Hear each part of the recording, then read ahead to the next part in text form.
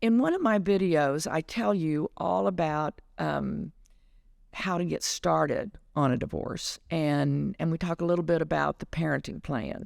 What I want to talk about now is the other part of the decisions you need to make when you're getting divorced, and that's what to do with the property, what to do about the debts.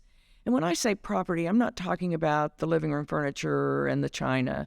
I'm talking about some things a little more important, I guess I would use that word. Things like savings accounts, retirement accounts, the house, the cars, investment accounts, things like that when we're talking about property. Texas is a community property state, there are very few community property states in all of the country. And each of those community property states has different laws about community property versus separate property.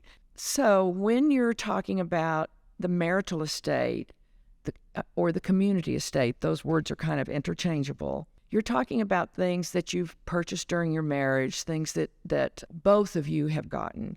All of those things are going to be divided in some way. Some people think automatically it's going to be 50-50. You're probably pretty close. Most of the mediations I've done, the property division does end up to be somewhere in the neighborhood of 50-50, but it can vary. When you go to a judge, all the judge is required to do is to divide, this is how we talk about it, divide the community estate in a fair and just manner.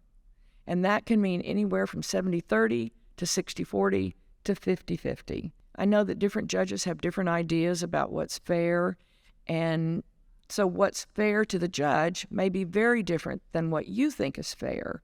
And that's one of the big advantages of mediation. You get to decide what's fair. If you both agree that it's fair, then that's the way it happens. And no judge is going to challenge your decision as to what's fair.